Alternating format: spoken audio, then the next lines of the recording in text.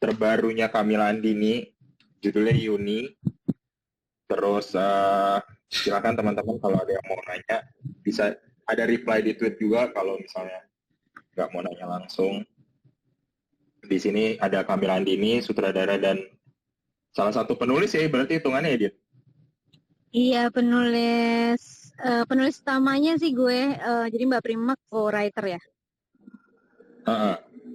Sama Iva Isfansyah, produsernya. Jadi kita ngobrol ini sebenarnya jangan berharap ada spoiler karena nggak mungkin. Terus filmnya juga belum dirilis secara publik. Dan di situ juga ada Mia sebagai sebagai pemantau supaya menghindari ada spoiler. Sebagai wasit. Kita mulai dari pertanyaan besar aja sih sebenarnya. Ini kan sebenarnya gue udah tahu, pernah denger lah gitu dari, nggak salah dari 2017-an deh, kalau nggak salah, 4 tahun yang lalu lah. Gitu. Iya, betul. Si Yuni ini. Nah, jadi apa nih? Asal muasal Yuni itu dari mana? Kenapa Yuni dan siapa sih Yuni? Awalnya apa ya? Awalnya sebenarnya 2016 akhir lah ya. Gue kayak waktu itu waktu itu gue masih punya asisten rumah tangga, sekarang udah nggak punya. Terus dia kayak pamit gitu, mau pulang kampung ke rumahnya, terus karena mau nemenin anaknya lahiran. Anaknya tuh masih umur kayak 17-an gitu lah, jalan 18 lah. Terus dia deg-degan banget lah karena ngerasa anaknya tuh ya ampun masih pecicilan, masih apa, kayaknya harus melahirkan apa, dia khawatir banget lah gitu. Terus akhirnya gue nanya gitu, kok bisa sih Mbak nikah muda banget gitu. Terus ya akhirnya dicerita lah soal pernikahan si anaknya ini gitu. Dan maksudnya di titik itu ya gue sih bukan pertama kalinya juga ya mendengar tentang cerita pernikahan remaja gitu sebenarnya, udah sering banget gitu. Tapi nggak tahu, mungkin karena gue juga waktu itu masih kecil-kecil, dua-duanya perempuan gitu ya. Jadi gue kayak ngerasa ceritanya dia tuh lumayan stuck gitu, sehingga gue rasanya gue harus bikin ini, harus bercerita tentang ini gitu, tentang tentang voice gue juga gitu tentang hal ini. Akhirnya kayak ngomong sama Iva gitu, kayaknya aku tahu nih kayaknya filmku berikutnya tentang apa gitu. Dan waktu itu tuh yang gue inget banget, dia tuh setelah dia menceritakannya, karena nanti kalau gue kasih tahu ceritanya ya jadi spoiler ya. Terus setelah dia menceritakan gitu ya, dia bilang gitu kayak, oh saya inget banget itu Bu, hari pernikahannya anak saya gitu, kayak hujan terus banget seharian, sampai DVD hasil rekamannya aja itu sekarang kalau dinyalain tuh endet-endetan gitu, kayak rusak gitu, kayak nggak bisa disetel. Jadi dia pikir gara-gara hujan deras, padahal kayaknya nggak juga kena hujan ya. Terus ya sesuatu tentang hujan dan hari pernikahan itu jadi sesuatu yang men-trigger gue lah gitu untuk menulis cerita ini gitu. Terus dan gue jadi ingat hujan bulan Juni, jadi ingat puisi itu, makanya akhirnya ya udah punya karakter namanya Yuni gitu, anak yang lahir di bulan Juni. Itu sih. Terus ya udah. Terus ini kan juga pertama kalinya ya gue kayak maksudnya Iva ngeproduserin gue bener-bener dari awal gitu. Jadi emang dari awal gue udah ngasih ke dia ini ceritanya gitu, tertarik nggak ngeproduce ini. Terus ya udah dia, oh ya tertarik nih gitu. Iva kenapa tertarik, Pak? Iva lagi pesen nasi goreng. Bentar. Gak apa-apa, santai. Emang suka begini memang kehidupan. Ini sisi-sisi lain kehidupan perfilman ya teman-teman. Jangan dikira glamor atau nganggur banget atau gimana. Jadi kita lagi kalau misalnya lagi pinggir-pinggir jalan terus sambil pesan nasi goreng, nggak apa-apa ya, maaf ya semua, boleh lo ikutan pesan nasi goreng Gak gue apa-apa. kalau mau. Coba itu sama tukang nasi gorengnya siapa coba? Ada gerobaknya dan Nah, di depan Hero Bintaro loh. nah, berarti kalau ada teman-teman yang lagi dengerin, kebetulan lewat di Hero Bintaro, dada-dadahin aja ya. Terus mungkin ke pertanyaan gue dulu. Nanti kalau Iva datang kita balik ke pertanyaan itu, kenapa tuh dia tertarik? Gimana kemudian risetnya dia? Maksudnya itu kita semua tahu lah ya, maksudnya udah jadi mungkin udah jadi kayak pengetahuan umum bahwa memang terjadi gitu pernikahan di usia dini. Kalau risetnya gimana berarti? Nah, sebenarnya kan gue jadi pertama-tama gue recall dulu gitu, maksudnya ya banyak cerita tentang pernikahan atau pemikiran-pemikiran tentang pernikahan remaja sendiri gitu di gue. Kayak misalnya salah satunya dulu gue inget banget pas pertama kali gue riset tentang untuk film pertama gue kan The Mirror Never Lies, kan kita banyak ke pulau-pulau kecil kan gitu.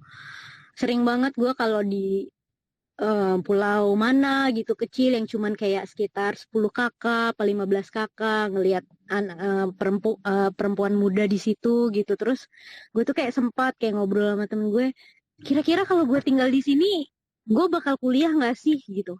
Kayak gue harus menyeberangi lautan loh untuk kuliah gitu, dan nggak ada yang kuliah di sekitar ini gitu. Gue selalu ngerasa kayak gue tuh cukup privilege gitu, karena di sekitar gue semuanya ya standarnya di sekitar gue tuh ya kita kuliah, kita kerja gitu kan.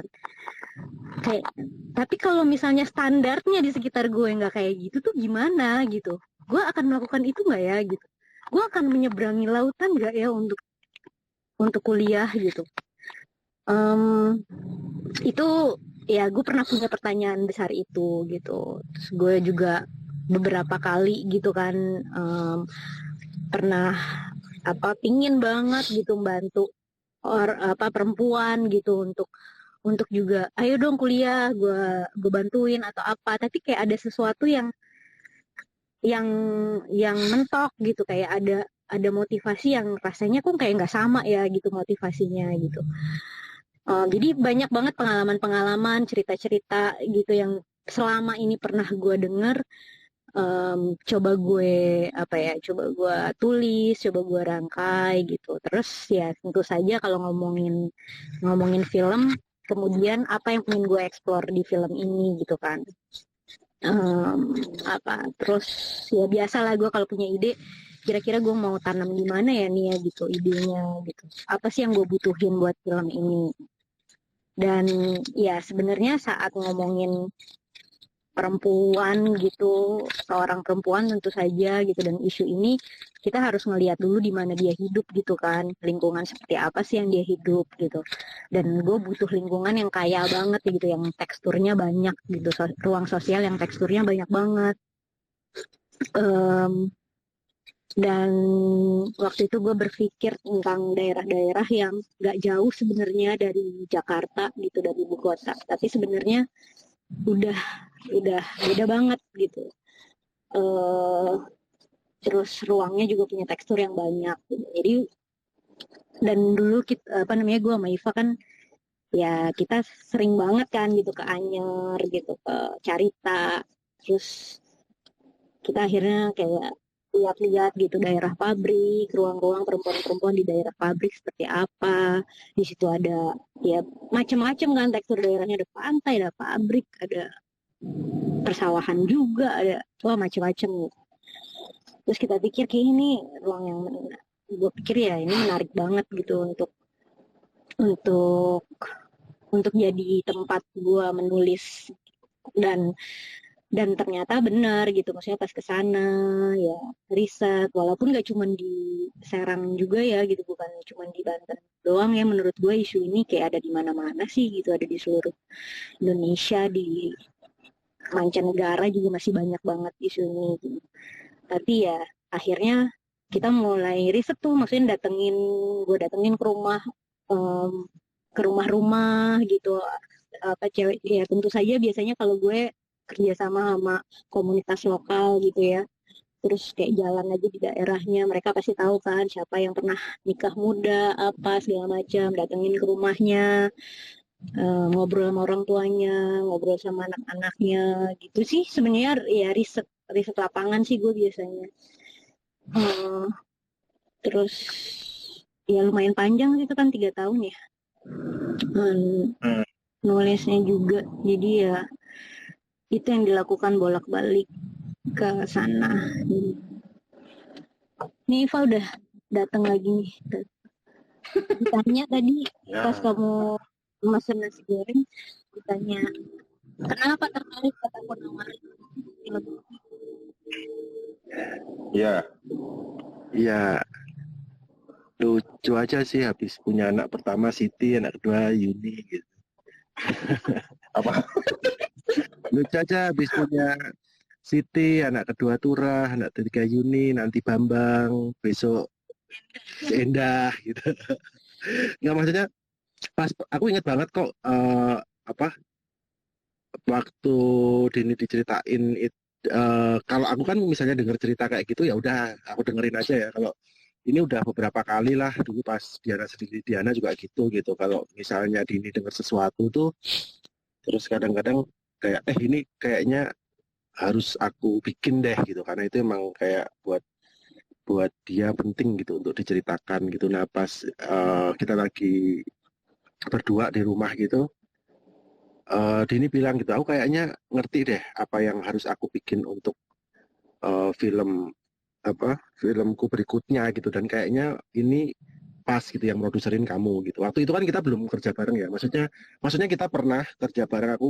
Aku banyak di Scene and Unseen, aku masuk pada saat co-produce dan lebih banyak pas distribusi gitu, tapi terus kita belum pernah kerja bareng yang sifatnya mulai dari development gitu. Nah terus pas Dini muncul dengan cerita ini tuh udah langsung bilang kayaknya ini, kalau yang ini kayaknya kamu pas deh produserin gitu. Terus ya pas, walaupun aku nggak ngerti alasannya, tapi waktu itu aku juga pas denger ngerasa kayak oh ya ini kayaknya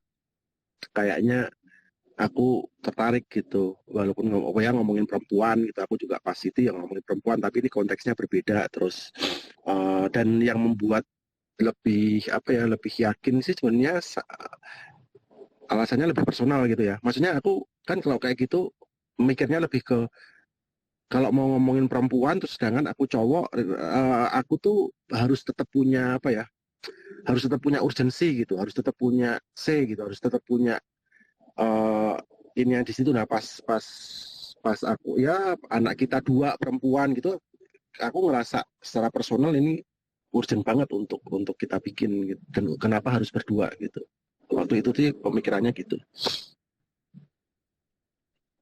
Tapi berarti, nih sorry ya, karena tadi gue mati lampu.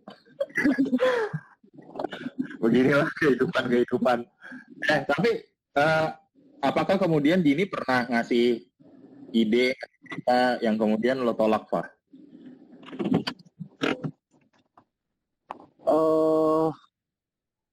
Tolak sih enggak. Atau memang kayak semua Dini aja?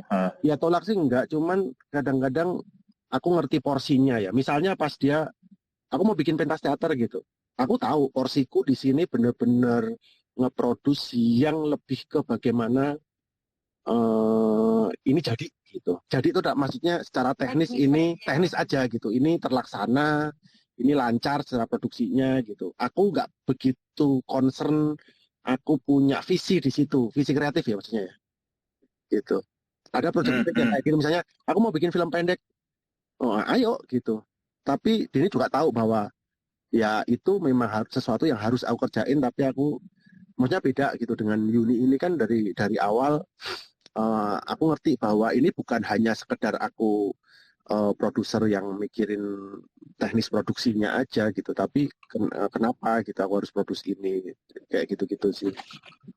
Tapi so far sih kalau ditolak, bukan istilahnya bukan ditolak ya, tapi lebih ke kayak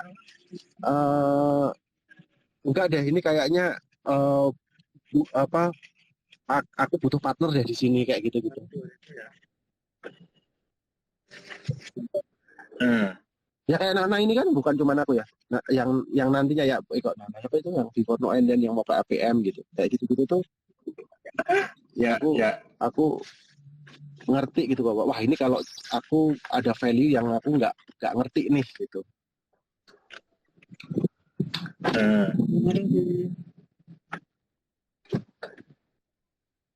Ini kalian lagi bertransaksi dengan tukang nasi goreng atau gimana nih? Betul. Ini baru datang nasi. Ya udah, yang penting piring udah di tangan sambil makan aja lah. Aman. Kenapa kalian memutuskan ya ini ya tadi yang dibilang sama Dini ya bahwa ini kan konteksnya bisa dimanapun gitu sebenarnya. Memantapkan diri di ini Serang kan ya berarti kalian? Iya, Serang.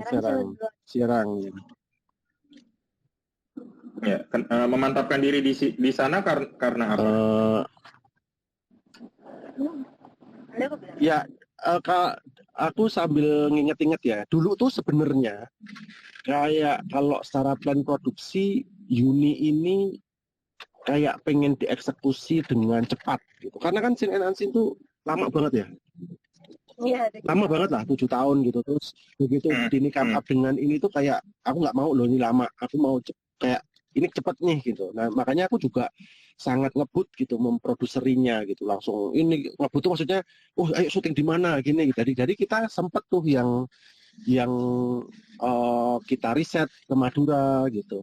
Iya. Kita sempat jalan ke sana. Oke, di Madura gitu. Oke, di sini tapi memang ternyata kita nggak bisa cepat. Maksudnya nggak bisa cepat tuh sejauh kita belum mengerti alasannya dan kita nggak yakin, ternyata kita juga nggak, walaupun udah diniatin sebenarnya benar-benar cepat tuh maksudnya di bawah Sin and Unseen ya. Kalau Sin and 7 tahun ya ini nggak sampai situ gitu. Tapi terus kemudian pada saat ternyata dinulis lah apa segala macam tuh ternyata yang kalau dari perspektif waktu itu kita juga tidak mau kayak pointing ke tempat itu gitu. Misalnya kita syuting di Madura gitu, terus pas dilihat tuh seolah-olah kayak ini Madura nih kayak gini nih. Jadi kayak memang kita meminjam culture, meminjam teksturnya untuk meletakkan si bibit cerita ini, tapi at the end pas dilihat ya sebenarnya tidak ini gitu. Nah dari itu tuh proses yang juga cukup memakan waktu lama. Ini mau di mana ya, ini mau di mana, dan pas kita ke Serang itu ngerasa apa ya, merasa ya terjawab aja ini harus di mana gitu. Jadi mau nambahin atau? Iya kalau dari gue sebenarnya iya sih, maksudnya kayaknya tadi gue juga udah sedikit menyinggung juga sebenarnya kalau gue pengen bermain sama tekstur gitu di film ini, jadi gue juga butuh apa ya, butuh ruang yang teksturnya kaya banget gitu. Banyak yang bisa dilihat, banyak dimensi gitu, dinamikanya juga menarik gitu. Apa namanya ya, salah satunya itu ya gue temuin memang pas ke Serang itu. Pas ke Madura waktu itu kan ke Madura karena tertarik sama tambang garam gitu, tapi kayaknya kok agak jauh gitu, nggak ketemu kemudian relasinya sama ceritanya apa, dan kayaknya hanya visual aja gitu. Jadi terus nyari ruang yang emang justru nggak visual based tapi tekstur based gitu. Terus ya udah ketemu di Serang. Tapi berarti kenapa mau maksudnya tadi kan lo bilang lo salah satu yang lo cari sebenarnya lo pengen bermain dengan tekstur yang kaya. Kenapa, Din? Maksudnya kenapa di film ini kemudian kepikirannya itu? Kenapa ya? Karena juga ceritanya tuh di film ini tuh gue lumayan apa ya, banyak banget gitu layernya yang mau diceritain gitu sebenarnya. Karakternya juga lumayan banyak. Terus jadi gue juga bermain sama warna di sini gitu, di ceritanya sendiri bahkan gitu, itu juga salah satu core ceritanya gitu. Jadi kayaknya itu secara visual juga butuh diperlihatkan dalam bentuk yang lain gitu ya, ya salah satunya ya tekstur gitu, tekstur di visual gitu. Jadi emang ya kayaknya di sini itu kalau kayak skala kan maksudnya tone gitunya, ceritanya sendiri tone-nya tuh udah kayak singular gitu kan ya, maksudnya dia apa sangat sangat menyeluruh gitu dari awal sampai akhir dan udah kebayang kayak gimana gitu. Sedangkan kalau di sini bisa nggak kayak gitu, bisa dinamis banget gitu. Makanya secara ruang juga gue butuh ruang yang dinamis juga. Itu sih. Berarti proses paling lama tuh, tapi by the way gue invite di sini ada Mian, Tiara, ada Ana Yasmin. Iya. Saya gue invite kalau misalnya dia mau cerita-cerita, monggo loh di accept. Yang accept gue apa lu? Di forum. Halo, gue kan lu speaker ya. Ya, maaf saya tidak tahu menau ini. Apa yang paling lama Din berarti di proses yang paling lama pandemik. Itu yang paling lama. Sebenarnya kalau nulis sih enggak, ya 2 tahun juga, maksudnya hampir sama lamanya sama si pandemi ini gitu. Risetnya ya kalau gue emang kalau riset juga harus riset lapangan ya selalu gitu, karena gue juga nulis based on apa yang gue cari di lapangan gitu. Itu juga emang lumayan lama 2 tahun, cuman ya at least nggak selama skala lah ya gitu kan, 7 tahun. Terus ya udah sebenarnya cepet, maksudnya 2 tahun, terus udah itu kita syuting, terus pandemik 2 tahun lagi, jadi ya begitulah. Ada perubahan nggak Din? Lo mengubah skenario lo nggak berarti? Menyesuaikan ke pandemi atau enggak?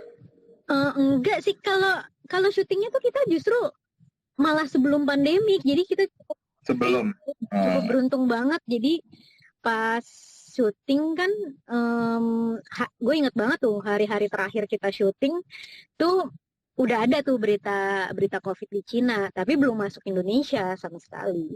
Gue bahkan kan masih sempet kayak pentas dulu kan di Melbourne 2 minggu untuk teater gue. Setelah syuting balik itu benar-benar baru lockdown gitu.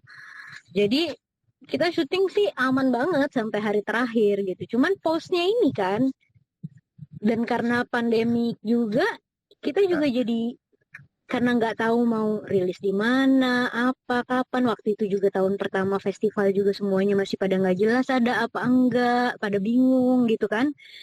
Jadi kita juga santai-santai gitu ngerjain ngedit dan postnya juga. Tapi ya gue ada pertanyaan soal itu nanti lah ya yang pandemi.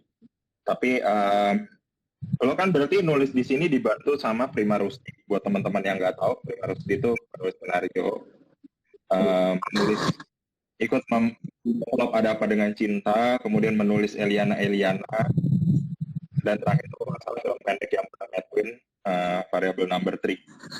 Itu gimana kemudian lo mengajak Mbak Prima? Nah, jadi tuh gue sebenarnya dari film pertama gue, Mbak Prima tuh salah satu orang yang selalu gue ajak ngobrol gitu buat cerita gue.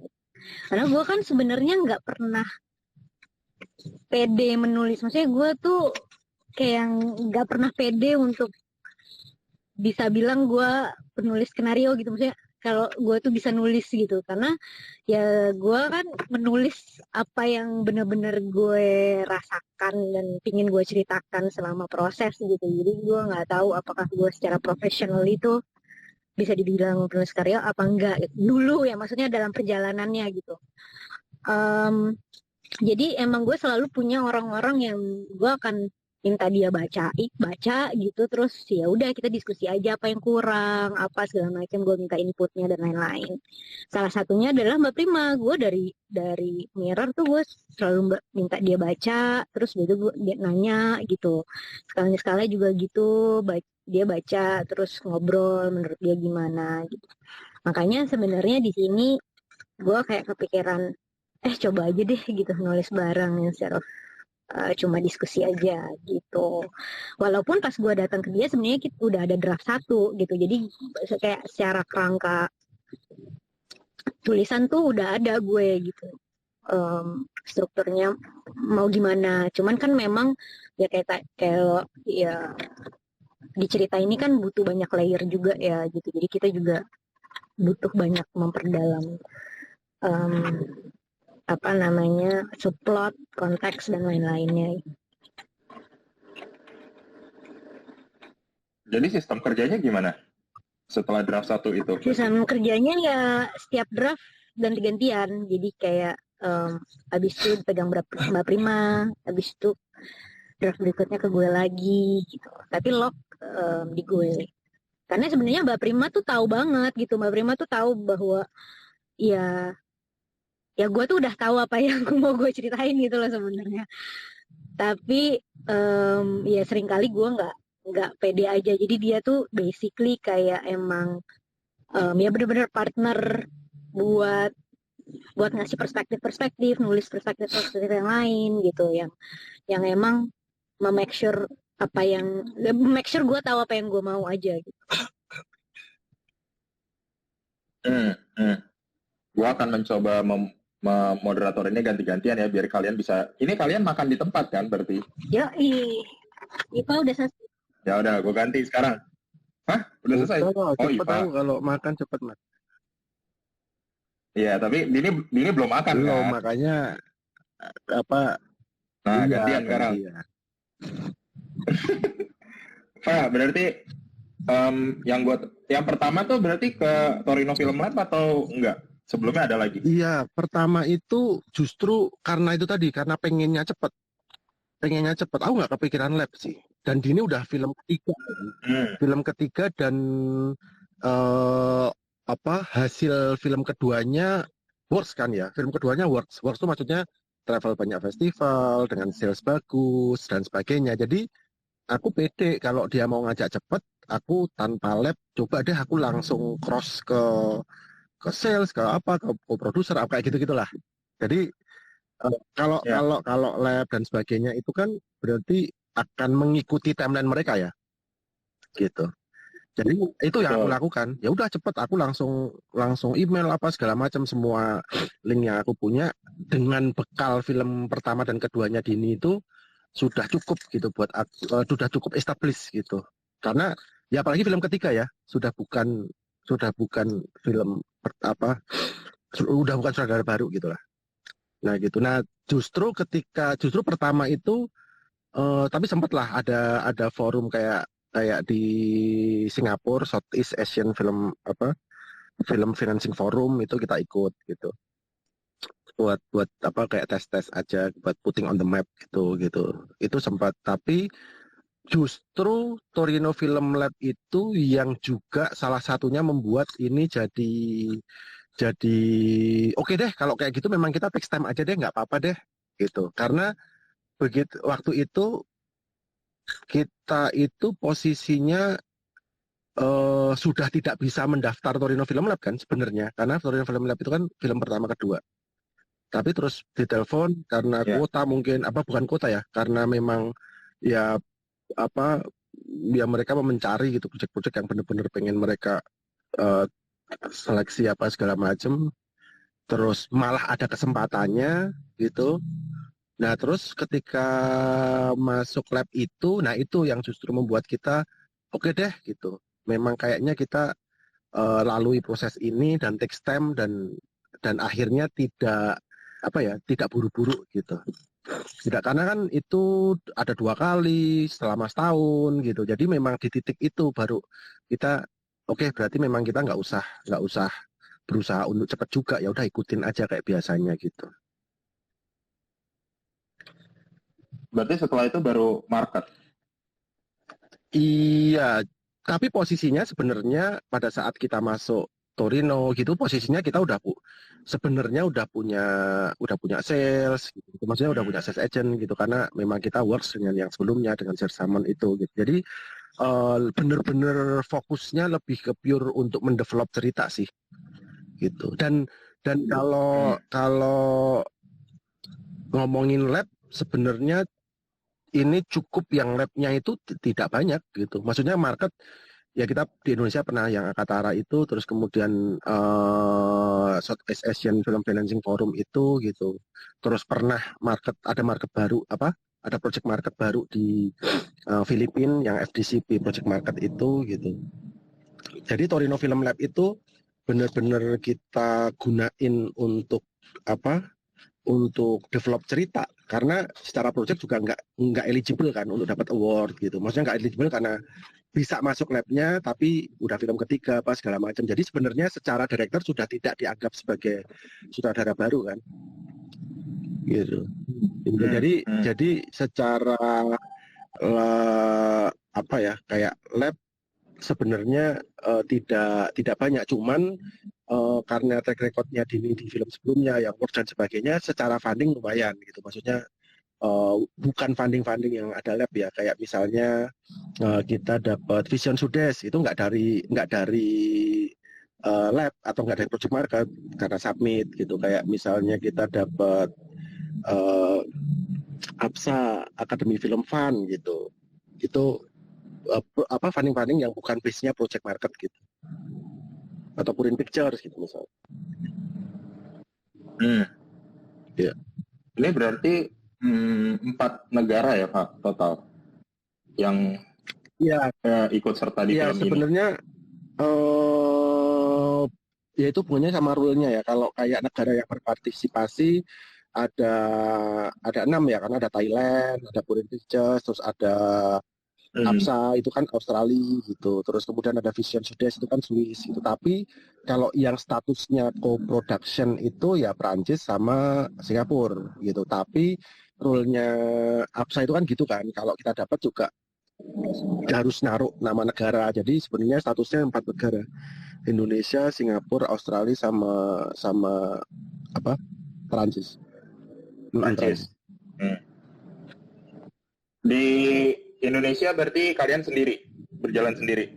Ya, jalan sendiri. Sempat kita ada dari awal gitu, ada satu kayak investor gitulah, tapi memang bukan yang big company ya akhirnya ya. Mereka private investor aja gitu. Itu tetap ada gitu, karena bagaimanapun funding itu kan harus harus minority gitu kan. Terus kemudian ya sekarang sih kita justru setelah, karena pada saat itu yang paling aku pentingkan sebagai visiku sebagai produser itu kan benar-benar bagaimana agar film, karena Dini mau ngomongin sesuatu yang tentang remaja ya, dan dari awal dia sudah kayak menggarisbawahi bahwa remaja tuh masa-masa yang nggak gampang gitu, dan dia harus seterbuka mungkin nyampein cerita ini gitu. Dia nggak mau ada, dan aku juga sepakat gitu, nggak mau ada financing yang mengganggu proses keterbukaan bercerita itu gitu. Misalnya ada funding, ada investor, tapi aku nggak mau loh kalau ceritanya kayak gini, aku nggak kayak gitu loh. Jadi memang kenapa bisnya akhirnya funding, karena aku harus membuat. Jadi secara producing aku memastikan itu gitu, bahwa financing yang terlibat ini tuh financing yang memberi keterbukaan itu. Nah sekarang ketika filmnya jadi, aku sih sedang dalam proses memikirkan itu ya gitu. Bagaimana, apakah aku bisa partnership nanti pas distribusi di Indonesia segala macam, itu membuka kemungkinan itu ya, mungkin aja ya gitu. Tapi artinya kerjasama yang tidak kemudian menutup kemungkinan berceritanya si Yuni ini gitu. Iya. Ini masih makan? Enggak. Oke, ini pertanyaannya lebih ke tadi, mungkin buat teman-teman yang nggak tahu, kalian bisa nggak sih ngasih cerita tanpa spoiler? Yuni itu tentang apa sih jadinya? Cerita tanpa spoiler, sebenarnya ya kalau cerita tanpa spoilernya premisnya ya gitu, maksudnya ada anak SMA pingin sekolah gitu kan, pingin nerusin, mungkin bahkan dia dalam posisi yang juga belum tahu pengen jadi apa gitu. Ya, tapi intinya ya pengen sekolah, nyari tahu apa sih value hidup dia gitu, apa sih yang what she's good at gitu, peran dia dalam hidup terusnya apa. Tapi ya sudah ada apa tawaran untuk menikah gitu, sudah harus dihadapi dengan persoalan-persoalan pernikahan itu. Sebenarnya premisnya itu sih. Nah itu ya teman-teman, gambarannya bisa lihat ada di trailer juga tuh. Sebenarnya yang udah dirilis buat Toronto. Ini berarti sejauh ini prosesnya udah sampai mana kalian? Udah finalisasi aja buat screening buat ke Toronto gitu. Timnya siapa aja, Din? Berarti mungkin lu boleh sebut siapa-siapa aja yang ikut serta terlibat. Kalau timnya tuh ada kita, DP-nya sama Pak Theo, terus Theo Getian, terus ada apa? Aku jadi kayak mikir gini ya. Kostum desainer Hagai, terus Mbak Eba make up, terus art ada Pak Budi, dengan waktu itu kita juga punya supervisinya ada Dimas Jai juga. Terus siapa tadi artnya? Sorry, potong. Budi Karung, Pak Budi Karung, Kang Budi sih sebenarnya.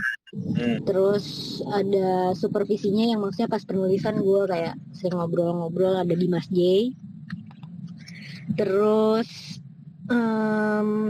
siapa lagi, sound ada Nanda. Terus editor sama Lee, orang Thailand. Sound sama Ting Lee di Singapura.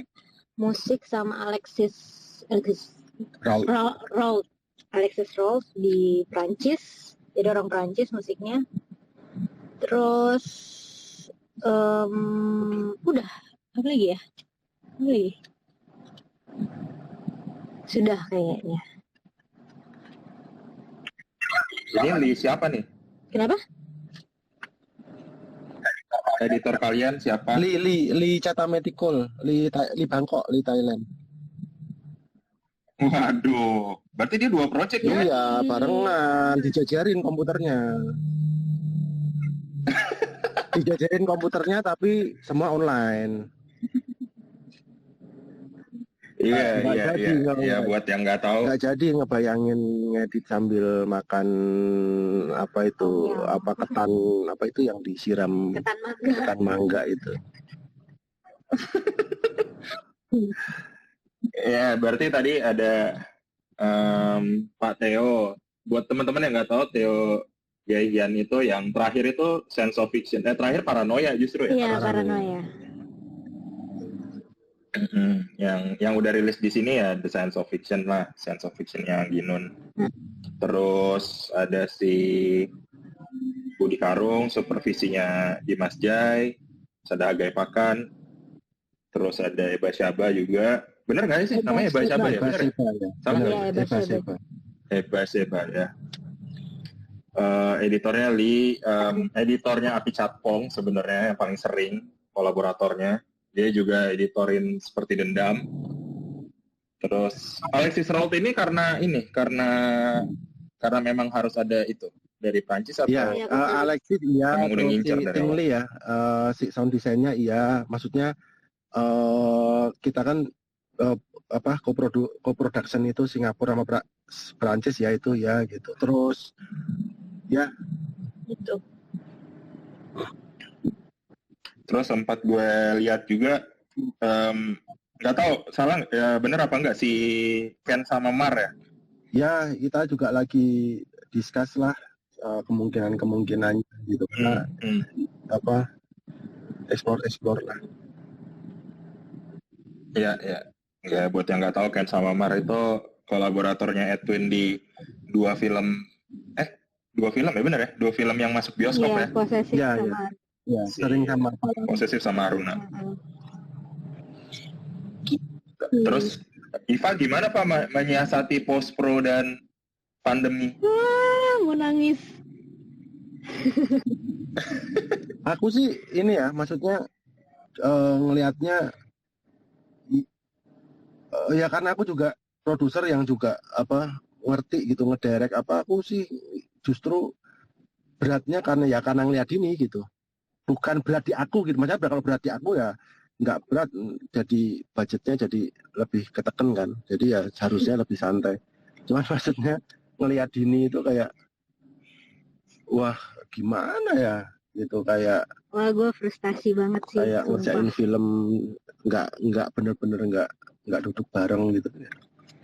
Iya, gue yang frustasi banget sih. Ada momen-momen gue lumayan frustrated, harus harus mixing dengan laptop gue yang udah berumur 8 tahun itu gimana ya.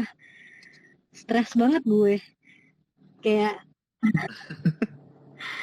pusing banget gitu. Maksudnya grading dari laptop, terus mixing nggak di studio tuh, aduh udah.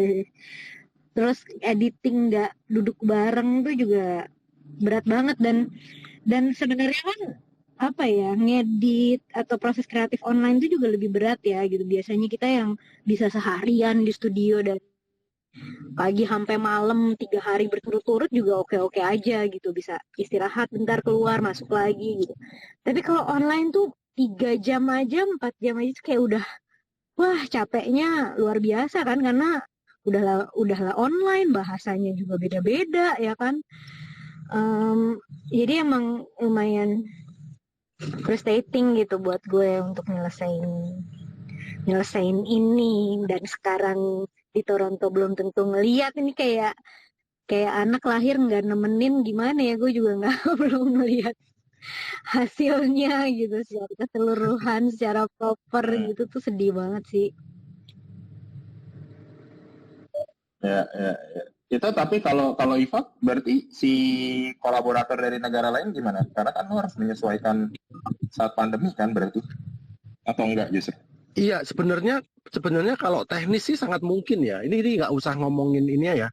Kayak kreatifnya apa gimana. Teknis aja kan mungkin kayak dikirim kirim pasang gitu sangat mungkin. Justru dari Perancis kirim apa aja cek itu. Cuman kan yang berat adalah bahwa dari semua proses yang tadi dikirim dicek apa itu kan harus harus di-approve ya oleh sutradara gitu, harus dipastikan. Nah, gimana untuk bilang bahwa oke nih, oh ini udah itu tuh ya nggak bisa ya, karena udah gimana gitu, orang kita juga nggak bisa ini kan, nggak bisa ngecek benar-benar proper kan, karena kan walaupun kondisi kayak gini aiming kita tetap akan diputar di bioskop kan, jadi memang seharusnya kan benar-benar dicek akan seperti apa gitu, sound ini keluarnya dari mana, ini levelnya seberapa. Kalau secara oh tes musiknya pengennya gini, oh gambarnya oke arahnya ke sini gitu, oh gini ini ya bisa gitu secara teknis gitu dengan teknologi sekarang gitu. Cuman ya itu tadi, dan apa di beberapa part ya memang oh ya ternyata lebih efektif ya gitu. Cuman untuk akhirnya ya apalagi kerjaan kreatif ya, yang base-nya juga udah kerjaan kreatif itu sesuatu yang nggak bisa gitu kita bilang selesai sebelum deadline dan harus dikumpulkan gitu. Tapi ya gimana ya, kita harus bilang ini selesai gitu di saat sebenarnya kita juga nggak tahu ini tuh seperti yang kita bayangkan atau enggak gitu. Gue jadi mau balik lagi tadi, Din. Ya. Din, yang menarik dari proses syuting apa aja? Berarti cerita-cerita apa yang seru? Gue juga malah kelupaan tuh tadi kenapa lo nanya si Serang gitu. Malah ada hal yang cukup, ya maksudnya cukup waktu itu jadi pertimbangan kita juga. Jadi dari awal kan emang kita, gue tahu banget bahwa gue pengen cerita ini. Gue ngerasa bahwa ya film remaja itu banyak banget gitu kan diproduksi setiap tahunnya di Indonesia gitu. Tapi kan memang kebanyakan remaja ya, setting remajanya pasti remaja kota gitu kan. Sedangkan mayoritas remaja Indonesia tuh justru hidup di ruang-ruang suburban gitu kan, di daerah gitu. Jadi gue pengen bener-bener bikin film remaja yang emang ceritanya tentang mereka gitu. Yang selama ini mungkin jadi penonton aja gitu. Em, Penonton film Indonesia gitu. Nah, gue nyari waktu itu emang daerah-daerah yang jatuhnya suburban gitu. Gue nggak kebayang kota-kota yang emang bukan kota besar gitu, bukan kayak Jogja gitu atau Bali gitu, yang memang kota besar, tapi kota-kota ya di Indonesia kan banyak banget gitu kota-kota kecil di antara kota-kota besar gitu, yang memang ya secara bahasa aja kalau di Serang kan ada Jawanya, ada Sundanya gitu, dan orang tuh banyak banget yang relate dengan bahasa-bahasa di antara itu gitu. Jawa enggak, Sunda enggak, atau misalnya ini enggak, itu enggak gitu. Yang memang kayaknya justru malah sebenarnya mungkin lebih banyak gitu daerah-daerah kayak gini dibandingkan yang emang besar-besar gitu. Jadi itu juga salah satu urgensinya gitu, pengen ceritanya di Serang gitu. Nah, syutingnya sendiri sih yang menarik dari syutingnya apa ya? Yang menarik sih sebenarnya banyak banget. Gue juga bingung gitu ya. Ada beberapa hal. Yang pertama memang banyak banget kebetulan-kebetulan gitu di syutingnya. Kayak kita banyak banget adegan yang ada di skrip yang mungkin gue juga ya udah nulis aja gitu berdasarkan yang gue dengar. Terus pas kita riset gitu di lapangan, tiba-tiba pemain tuh kita selalu ditemukan gitu sama orang asli yang punya cerita yang sama gitu dengan apa yang ada di skrip. Jadi ya ada beberapa pemain yang jadi dia ya udah risetnya sama orang itu gitu. Ada karakter-karakter yang emang ternyata bener ada,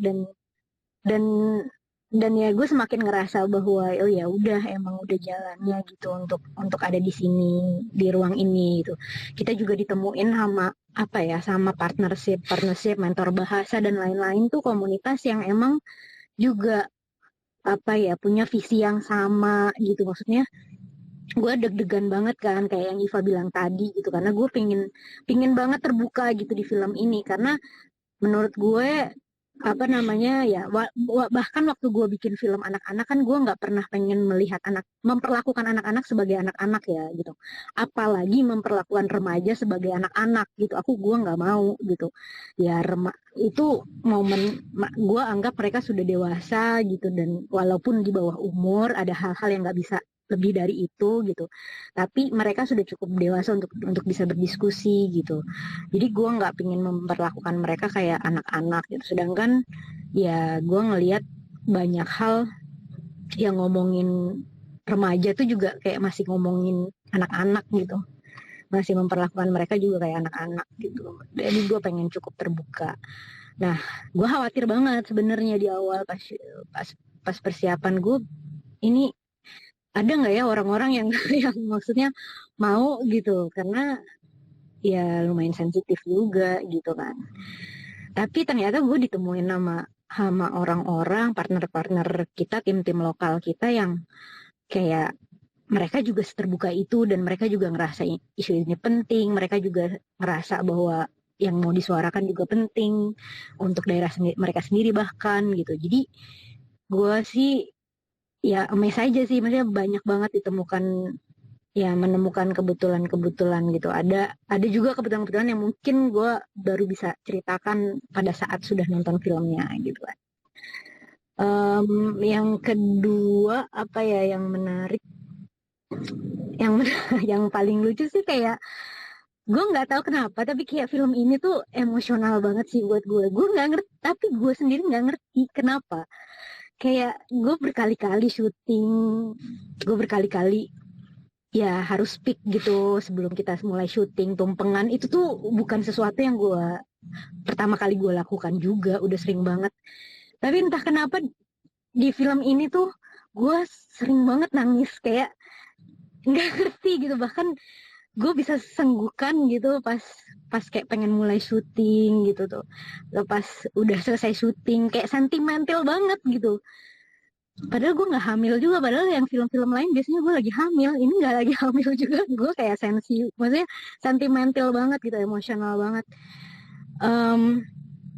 Dan gitu gue nggak ngerti sih kenapa.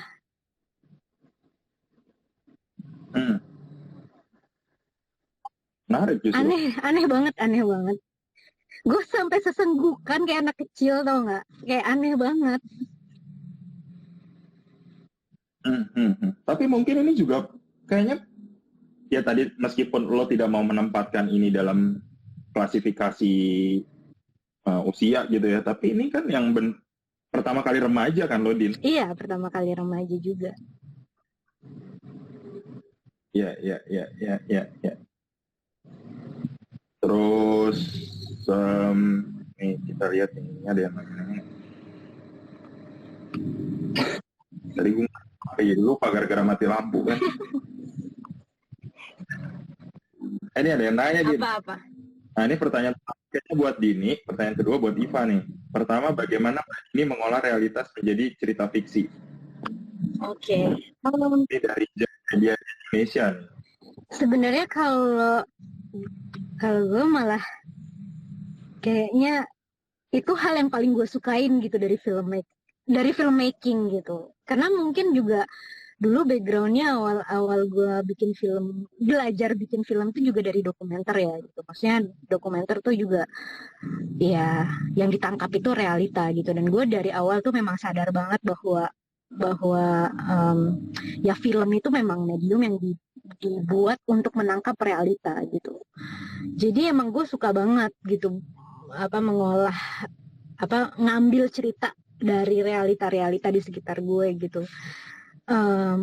Dan kenapa fiksi gue nggak ngerti sih, tapi maksudnya gue selalu kayak ngambil cerita atau misalnya terinspirasi atau tertrigger dari apapun yang terjadi gitu. Dan bahkan gue sering banget ngerasa bahwa emang semua elemennya tuh kayak harus somehow grounded gitu, harus somehow ada gitu, dan emang bener terjadi gitu. Tapi memang cara gue menjalin semuanya, menjahit semuanya itu memang gue butuh fiksi untuk bisa menjahit semua itu supaya memang sesuai sama statement yang mau gue bicarakan di film tersebut gitu. Jadi emang sesuai juga dengan treatmentnya atau visi filmnya dan lain-lain gitu. Karena ya kalau kayak dokumenter kan gue hanya berharap realita itu sesuai lah sama apa yang gue inginkan gitu. Tapi kalau di fiksi gue bisa menjahit itu gitu. Gue bisa membuat itu sesuatu yang gue inginkan gitu. Atau gue pingin berceritanya seperti apa, atau ya banyak lah. Itu sih tapi. Ya, ini lumayan juga ya, malam-malam ada 70 lebih orang dengerin kita ngobrol. Yang satu mati lampu, yang satu mesen nasi goreng, ya kan? Makasih ya yang udah bergabung. Buat film yang belum tayang ya lumayan lah ya gitu. Ini film apa gitu, ceritanya juga nggak tahu. Oh ini ada Mian, ada Ana, dia agak ngobrol. Iya, tadi Ana sempat masuk. Ada kok. Nggak tahu. Ya, baru sempat ngeliat layarnya nih, tuh ada tuh Ana. Nih, invite. Ya. Pak, ini pertanyaan kayaknya yang berhubungan dengan viralnya ini gue ya, viralnya Instagrammu ya beberapa minggu lalu. Oh, oke ya. Bagaimana progres keberangkatan ke TIFF? Apakah gimana, ada bantuan kah dari pemerintah? Gimana Pak? Kalau bantuan dari pemerintah dari awal kita disupport banget ya. Maksudnya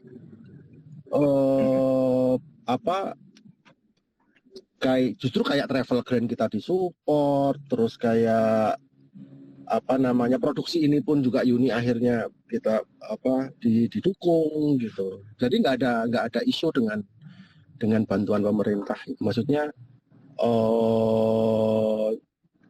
apa ya, kayak problemnya itu kan memang sekarang ya memang pandemi ya, dan dalam konteks pandemi atau dalam konteks kayak apapun, tugas seorang produser adalah bagaimana memastikan yang terbaik kan ya untuk filmnya, untuk tim dan sebagainya. Jadi ya apa yang kulakukan adalah ya mengusahakan aja gitu. Kalau bukan kemudian ini tidak bisa karena tidak dibantu pemerintah, mau pemerintah bantunya kayak gimana kalau dalam kondisi pandemi, kalau kondisi apapun gitu ya nggak bisa gitu. Jadi menurutku nantinya ketika ini nggak jadi berangkat pun ya bukan nggak ada masalah, tapi yang menjadi masalah adalah pada saat aku gitu sebagai produser nggak do something gitu. Itu sih dasarnya gitu. Nah, kalau balik ke pertanyaan tadi, prosesnya sampai mana, ya masih stuck gitu, karena memang sebenarnya Kanada itu menutup border sih enggak, tapi baru benar-benar membatasi karena kasusnya naik. Terus kemudian visa kita udah ditolak gitu. Terus kemudian perjalanan ke TIFF ini tidak dianggap perjalanan yang esensial gitu. Jadi stucknya itu ya karena pandemi aja, dan kita harus mengerti. Tapi kan bukan berarti aku sampai titik terakhir itu berhenti berusaha ya gitu. Jadi kalau per sekarang ya aku tetap masih berusaha. Aku mengontak KJR, ya aku mengontak KPR, ya aku tadi barusan meeting sama Kementerian Luar Negeri. Aku masih sangat mengusahakan gitu. Tapi mengusahakan yang pada saat tidak berangkat itu ya memang, oh berarti memang kita harus tidak berangkat karena pandemi, harus kita terima gitu. Dan apakah itu menyakitkan? Oh iya, seperti yang tadi Dini bilang, kita nyiapin pengen punya anak 5 tahun, begitu lahir kita nggak bisa nemenin gitu. Bahkan Dini belum pernah tuh lihat gitu anaknya dalam kondisi yang proper gitu di layar besar dan sebagainya. Jadi apa ya pandemi dan jadi sebenarnya tidak begitu ada isu dengan bahwa kita tidak disupport pemerintah gitu. Iya, masih berusaha. Kapan tayangnya? Tayangnya aku nggak tahu, harusnya sih udah bisa di announce ya, dan mungkin udah udah ada, jadi udah bisa. Ya, festival mulai tanggal 8, kita itu tayang untuk publik hari pertama itu tanggal 13 September. Gitu. Ya. Tanggal 13 September. Jadi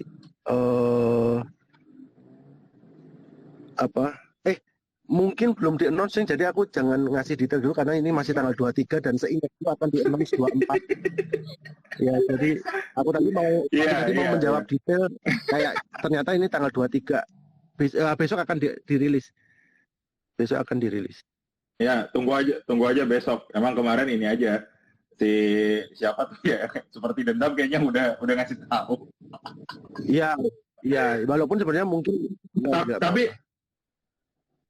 tapi ini apa namanya, dia ada online juga kan ya? Iya, tadi aku mau ngasih agak detail informasinya, tapi nggak tahu boleh atau enggak. Tapi intinya ada online, walaupun online-nya itu hanya bisa diakses oleh Kanada karena geoblocking, kecuali teman-teman yang di sini punya aksesnya Press and Industry, karena ada satu pemutaran online yang bukan untuk publik tapi untuk Press and Industry yang kita harus submit dulu, dan itu bisa diakses di seluruh dunia tapi bukan pemutaran umum gitu. Jadi kayak kalau di film festival kan biasanya ada film marketnya gitu. Nah itu kayak orang-orang yang submit ke film market itu gitu.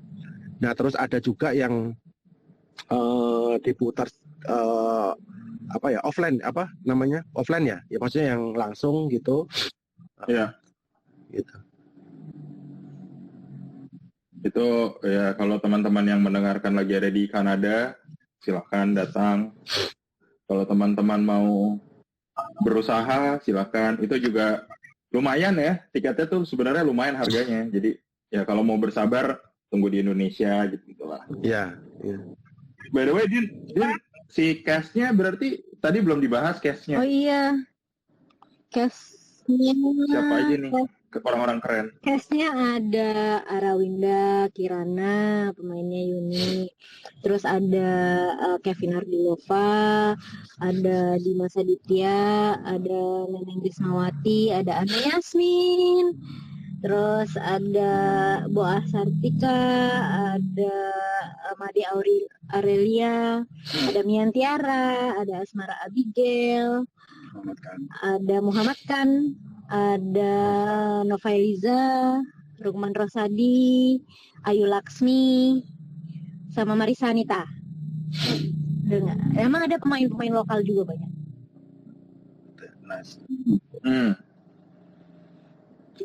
Setelah sebenarnya udah ada festival yang mengumumkan kabar baik ke kalian yang tentu saja belum di-announce atau gimana? Ya, kamu jangan mancing-mancing ya, aku keceplosan apa. Iya. Festival kita gimana ini? Wah, iyalah, haruslah kita putar nanti ya di JAV ya. Oh, Harus. udah banyak nih film-film teman-teman udah ready. Iya.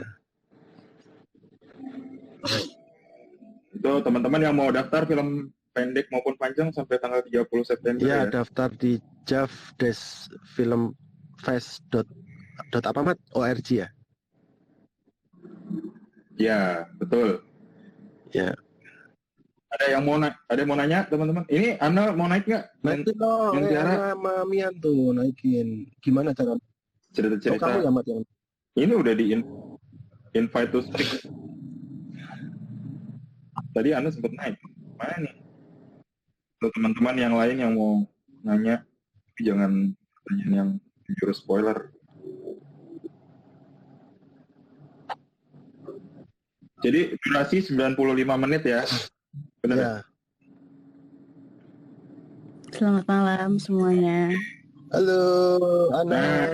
Hai Mas Iva, Mbak Ini, Kamian, Kak Mamat. Yes. Hai. Gimana? Cerita-cerita apa nih yang bisa di-share nih tentang Yuni? Gimana kita belum menentukan ya Mbak Dini mana yang boleh di-share dan tidak. Tapi Ini cerita-cerita kenapa kamu iya, tapi tadi aku ikut menyimak dan dari ceritanya Mbak Dini terutama tentang seberapa relate-nya ini dengan kejadian di kehidupan sehari-hari cerita Yuni ini tuh juga aku setuju banget sih. Mungkin aku boleh cerita kali ya, kalau nggak boleh nanti aku ditegur personal nggak apa-apa deh. Aku mau cerita tuh tentang beberapa hari sebelum mulai syuting kan memang beberapa cast terutama Yuni yang menjadi Yuni dan teman-temannya kita diperbolehkan untuk main kali ya atau apa bahasanya live in gitu sama warga setempat dan bener banget sih di situ jadi kenal deket atau paling enggak jadi tahu juga keseharian dan dinamika kehidupannya gimana dan terkait remaja dan mimpi atau ambisi atau bahkan akhirnya peran yang mereka udah lakukan di usia yang padahal masih cukup muda dan jadi makin deket aja sih, makin paham bahwa kayaknya ini adalah sebuah film, bukan kayaknya lagi malah ini jujur adalah sebuah film yang aku rasa penting banget untuk bisa ditonton sama semua orang di Indonesia dan gak hanya di Indonesia di luar negeri juga untuk bisa apa ya, untuk bisa tahu juga sih gimana para perempuan terutama di Indonesia remaja perempuan itu menjalani kehidupannya dan bisa berani bermimpi lagi juga. Aku kalau ngomong itu spoiler nggak ya? Nggak sih kayaknya. Itu sih. Enggak, aman. Aku takut gitu ngomongnya. Aman. Aku juga excited banget sama seperti Mas Iva, Mbak Dini dan semua cast dan kru bahwa film ini bisa cepat-cepat ditonton ya sama teman-teman di Indonesia. Gitu sih, Mas. yang pasti setelahnya kita berharap semoga bikin spaces lagi terus rame lagi kan, aneh. Iya. Aduh. Iya pastinya sih ya rame dan impactful ya. Ya, yoi enggak sih Mas Muhammad? Ya impactful kan bisa positif, bisa negatif. Positif dong. Ini terlalu. Mungkin Dini sama Ipa nggak tahu kalau kamu tuh kalau Ana itu kayak Ana itu ini apa mengeluarkan pernyataannya ketika ada spaces sebelum-sebelumnya. Oh ya? Pernyataan. Dia memberikan closing statement gitu. Keren. Ada Mian Tiara. Nah, nih. Nah, tuh Mian. Hai Kak Mian, hai Ibu. Mian, Dengar kan? coba tes suara. Halo. Nah, terdengar. Nyanyi, coba nyanyi. Sekarang kedengaran nggak? Jangan dong. Oh, nggak boleh ya.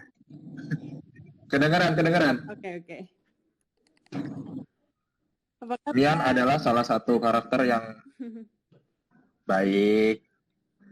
Karakter yang membuat gue takjub ketika melihat potongannya. Iya, paling bikin panglin memang. Aku disuruh. Mian coba cerita dong ininya. Cerita soal Yuni.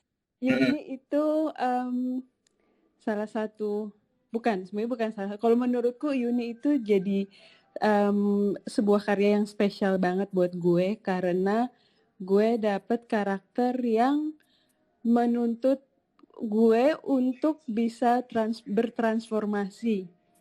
Jadi secara dari tubuh itu pun juga jadi berubah dan itu buat gue jadi challenge banget.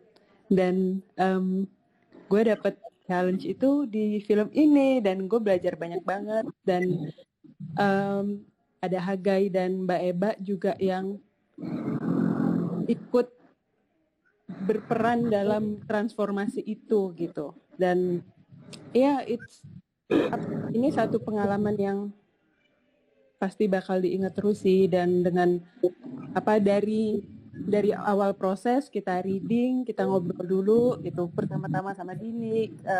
Gue juga sempat ngobrol yang lebih spesifik lagi mengenai karakter yang gue mainkan di sini gitu. Dan banyak sekali hal-hal yang gue bisa relate gitu dari ceritanya si karakter ini gitu yang gue mainin. Dan di satu hal lagi yang gue merasa mendapatkan satu tantangan dan pembelajaran baru adalah di sini kan kita dituntut untuk bisa dialognya itu kan dalam bahasa Jaseng.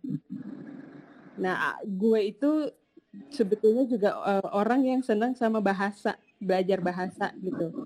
Jadi kayak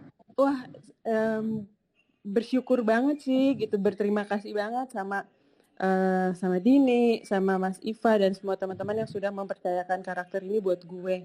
Dan di situ gue belajar banyak dari bahasanya, dari karakternya, dari kultur masyarakatnya, dari bagaimana mereka melihat perempuan gitu. Perempuan tuh mereka posisikan di seperti apa gitu. Bagaimana mereka tidak bisa berkembang menjadi apa yang mereka mau karena ada tuntutan-tuntutan di masyarakat gitu, bahwa perempuan ini begini aja, perempuannya harusnya begini, nggak usah begitu gitu. Dan banyak yang sebetulnya ingin melakukan lebih dari apa yang dari nilai-nilai yang ada di masyarakat itu sendiri gitu.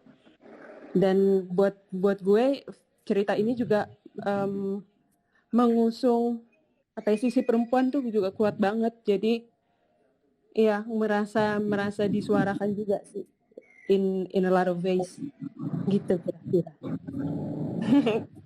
Yeay.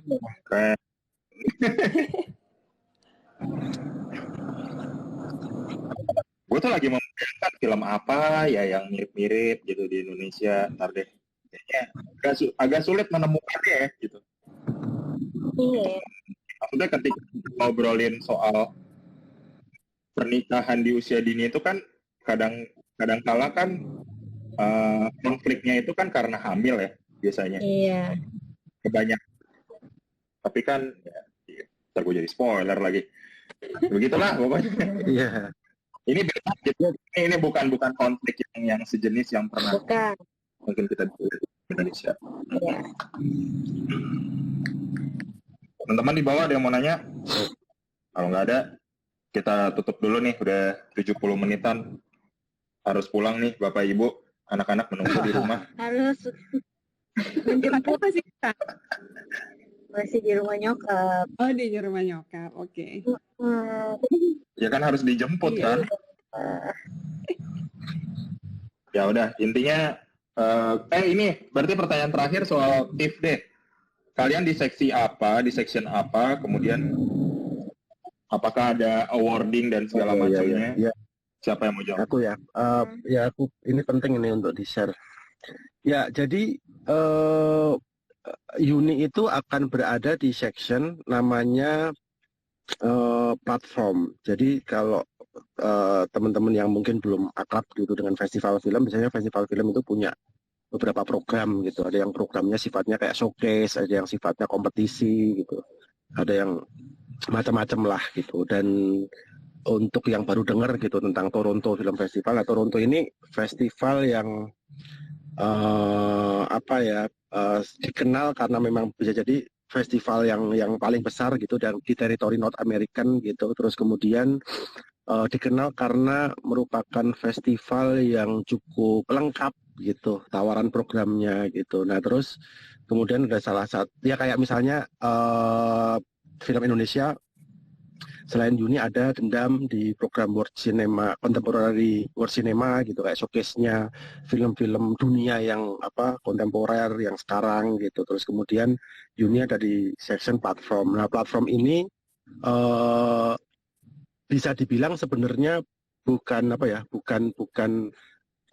bisa dibilang sebenarnya program yang belum lama gitu. Jadi bahkan filmnya Dini dulu juga sempat ada yang skala juga di sana gitu. Dan terus pada saat kemarin kita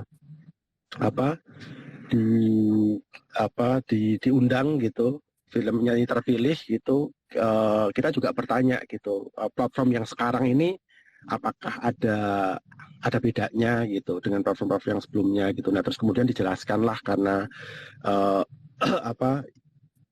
sekarang ini seleksinya lebih ketat gitu karena biasanya tahun-tahun sebelumnya ada 12 film, tahun ini hanya dipilih 8 film gitu. Dan kami pikir platform justru untuk dulu pas filmnya Dini masuk karena untuk saudara-saudara yang film pertama, film kedua gitu. Tapi ternyata memang platform yang sekarang juga untuk saudara yang udah lebih established gitu ya. Kalau established itu istilahnya kalau di film dibilang established karena sudah melewati film kedua atau film yang sebelumnya itu pernah ada di festival-festival besar gitu lah, kompetisi di Berlin, di Cannes dan sebagainya gitu. Nah terus kemudian di share juga jurinya gitu, Riz Ahmed gitu, yang mereka juga akan segera announce member juri yang lain gitu. Jadi nanti pada saat diputar di platform ini Uni juga akan dikompetisikan dengan 7 film yang lain gitu, bisa dicek di websitenya Torino itu akan ada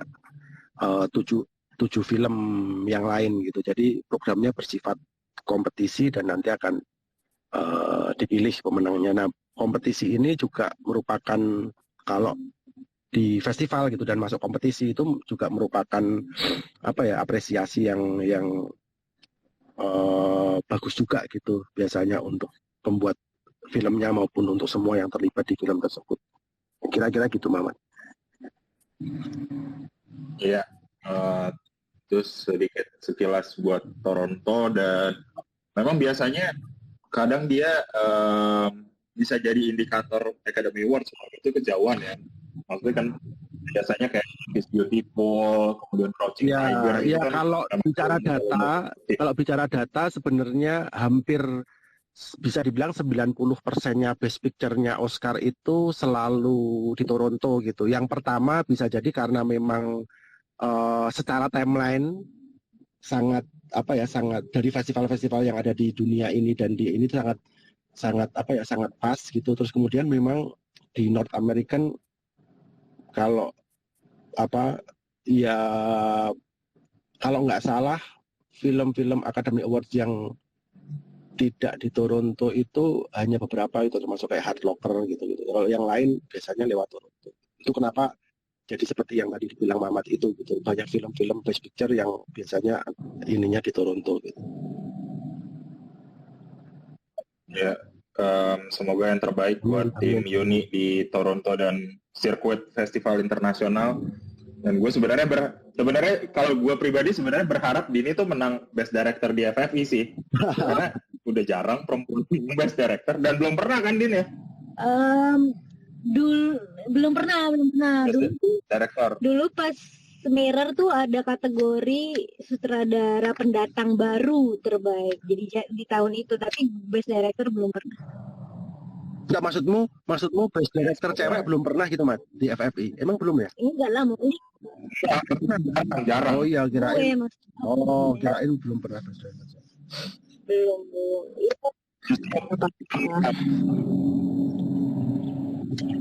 Gitu. Kayak nanya lagi ya, kita tutup aja ya. Semoga ada kabar baik kalian bisa aktif menemani anak kalian. Amin. Makasih ya semuanya ya yang udah dengerin ya. Makasih. Terima kasih semuanya. Terima kasih Pak Dini, Ana, Mia. Thank you, Mamat.